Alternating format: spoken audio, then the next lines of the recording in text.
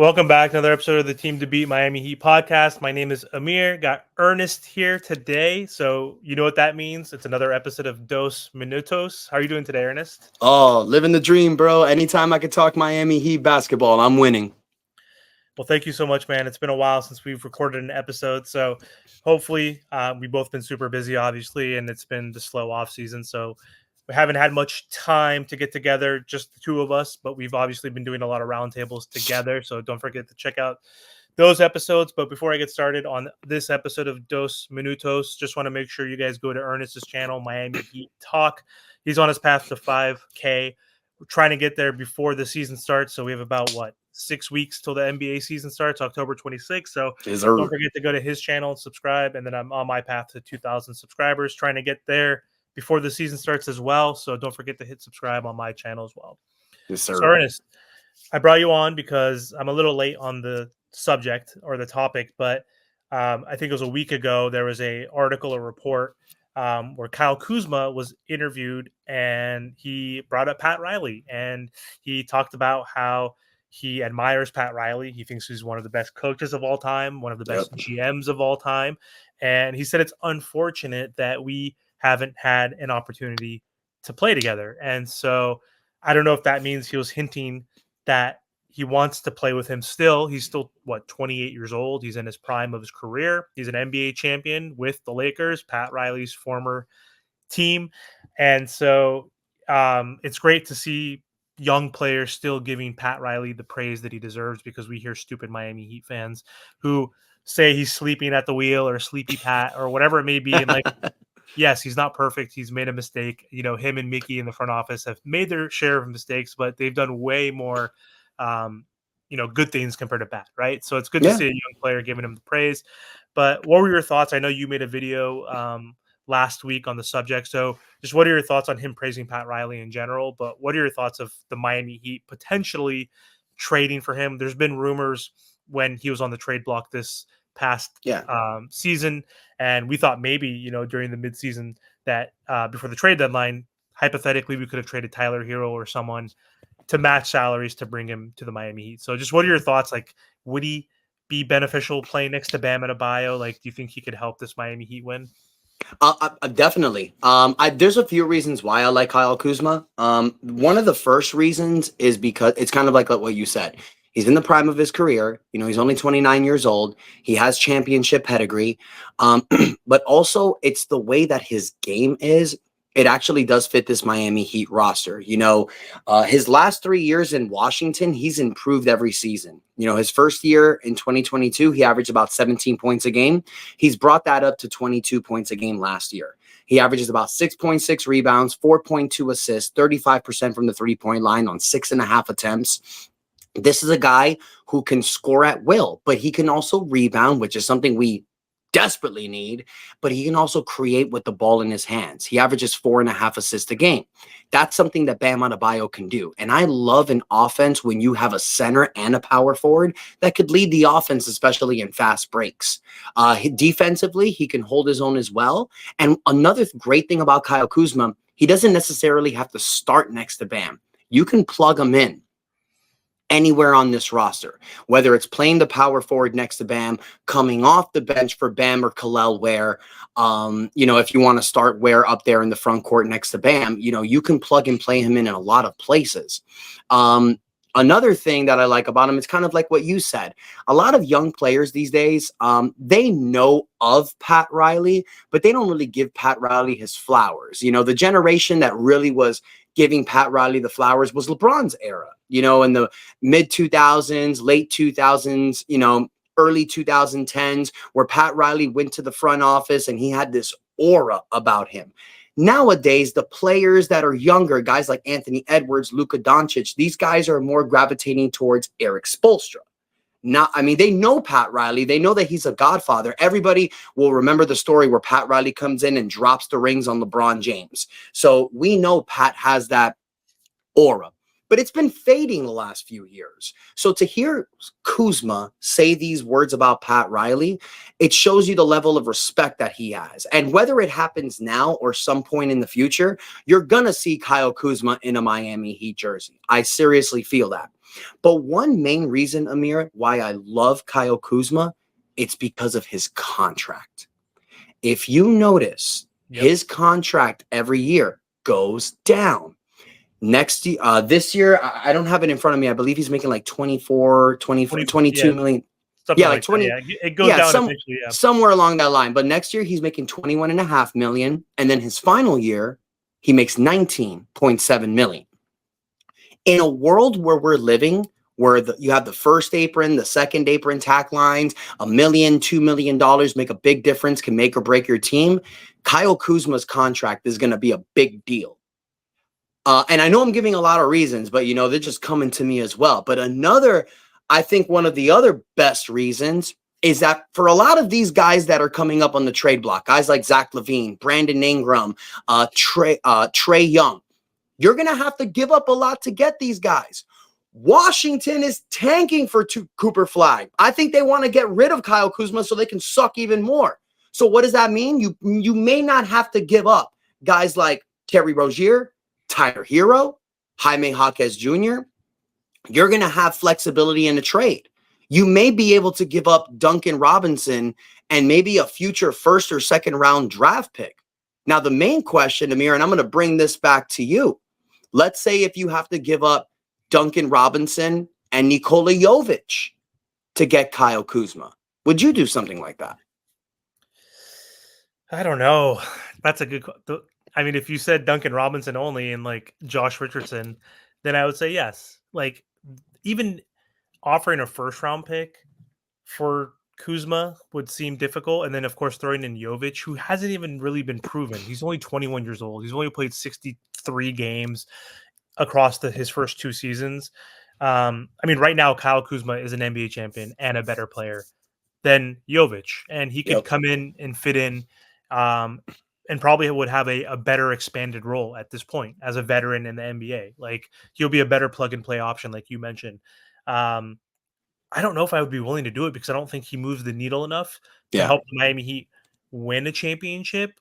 Because, like, I don't know. I drink the Kool-Aid like you, obviously, as Heat lifers. We've been fans for 26.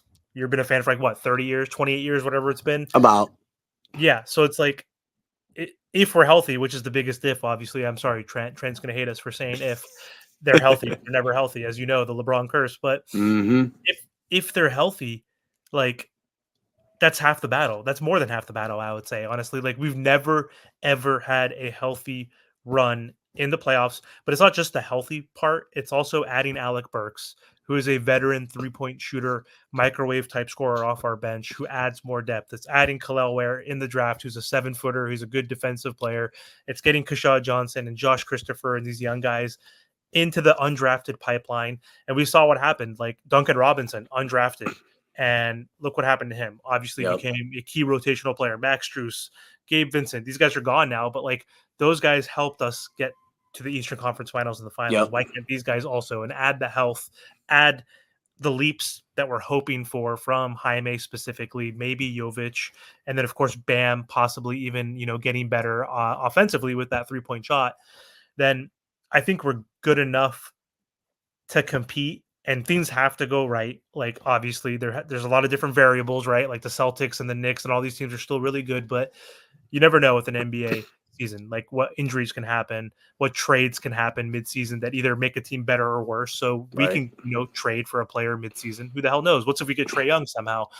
I'd rather shoot for like that type of player or no player at this point. Yeah. Honestly, I'd rather get a Trae Young, maybe even a Brandon Ingram. I don't think I have faith in Zach LaVine, as you mentioned earlier, but call me crazy, but no, I don't think I trade Kuzma if Jovic was involved, which could be a stupid take. Who knows, right? It could be a really good take. I don't know, but I don't think so, man. I mean, look. I mean, with Kyle Kuzma, you know what you're getting. I think he's at the best. He's at apex. He won't average those numbers he's averaging in Washington with the Heat. They're going to dwindle down hugely. Nikola Jovic is 21. You have a diamond as a prospect. This is a guy that could be even better than Kyle Kuzma. But the reason why that you trade for a guy like Kyle Kuzma now is because the Jimmy Butler build is ending. So this is a trade that you make to help you win a championship now. I agree with you. If it involves Nikola Jovic, I'm not doing the trade simply because I think we have enough to win. You don't need to trade for Kyle Kuzma. The only way that I would trade for Kuzma, and I'd be on board, is what you said earlier. Duncan Robinson, Josh Richardson as a cap filler, and a future second round draft pick or a pick swap. I don't want to give them an unprotected first round pick. Not And for the him. reason, and the reason why you're selling this to Washington, and I know people are going to be in the comments like, that's stupid. Washington won't do that. Why would they do that? Well, let me explain why.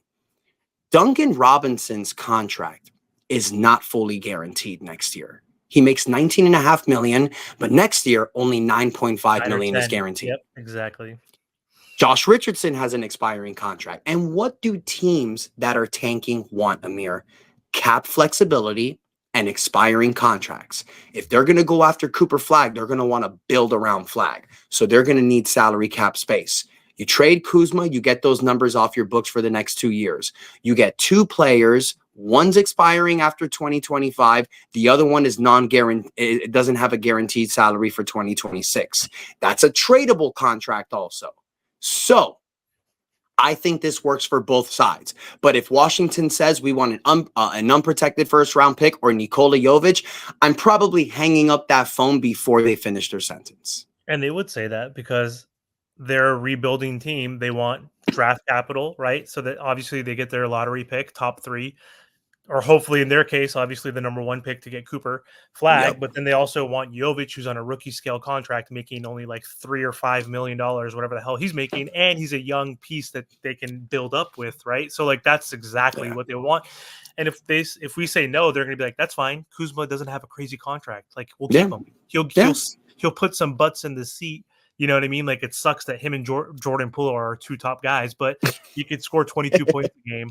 He's kind of entertaining. His contract value is going down. He's not making 30, 40, 50 million players. So like Washington's like, okay, fine. We're not. Yeah. We suck anyway. Who cares? So yeah, I mean, it's really depending on the situation, man. Like if Jovic isn't doing that great and you're seeing like that the team is doing good and we're a serious contender and we're like top 3 and we're riding and gunning and Jovic isn't doing that great and it's not working, maybe you consider it then. But for now, no.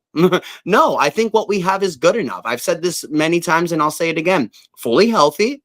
I don't care what the other team is. In the 7-game series against any team in the East, Boston included, I ain't phasing no one in the Eastern Conference. I feel you. I like how you said that though too. If Jovic is like not ready, like it's just based on his role, he's not going to do a lot in the starting lineup. Like he's going to stand in the corner and shoot threes. It's going to, if Jimmy in a contract year obviously needs to try more and be available, right? We're going to run the offense through him. We're going to run the offense through Bam. We're going to run the offense through Terry and Tyler. He's going to be just a role player. He's not going to be able to shine. Pretty much. I'd rather have him come off the bench hypothetically, but even then he's still 21 years old and he's played 62 games. To your point, like if we look like we're competing, we're healthy, but like we're still missing something and we're like the 4th or 5th seed, we're not like offensive rating is like 16, 17 versus like last year we were 21 or something. Like if we're improving slightly, but like we need one more move to maybe put us over the hump because we're good enough and healthy enough. Maybe he could be like, I'm not going to say he's our Derek White, but like maybe it could be like that Derek White move, right? Exactly. Where he comes in as a good 2-way player, a guy who can score, who's a veteran, who's a former champion, even though Derek White wasn't. But like that Derek White was one of the reasons why. Like obviously, ultimately, it was Drew Holiday. I think ultimately that helped them win, and of course, Porzingis, in the regular season, definitely helped the Celtics because he missed most of the playoffs anyway, and they still won. So he could be that like Derek White move for us, perhaps. For Jovic, who's just sitting there not doing anything anyway, playing 15 minutes a game. Like we just don't have time. Like we don't have time for you to develop. Like if we did, that'd be great. But this is the last year with Jimmy Butler, and we have to optimize our time as long as we're healthy. Exactly. And honestly, I think that's something the Heat are seeing. I know the Heat probably like Jaime Jaquez more than Jovic, and I'm sure they see it that way. Like, hey, if something happens where we can get a player to help us win, and we need to let go of one of our young guys, we have Jovic. We'll keep So you. I agree with you. Yeah. And Ware, yeah, we'll have Ware. Like that's our other. Now he's our new prospect. No, you keep that dude. That's your lob defensive threat. You have not had a player like that in a very long time. And you could say Whiteside, but Ware's just different offensively. I think Ware's a guy that you keep. Like, he's a diamond. 100%. But anyway, thank you so much for hopping on, Ernest. Really appreciate your time. Before we hop off again, though, just make sure you guys to go to Ernest's channel, the Miami Heat Talk, and subscribe to his channel. He's on his path to 5,000 subscribers. So thank you again. And any last words for you, Ernest, before we hop off? Like, share, subscribe. Y'all know the drill. Thank you, Amir, for having me. And until next time, that's enough said.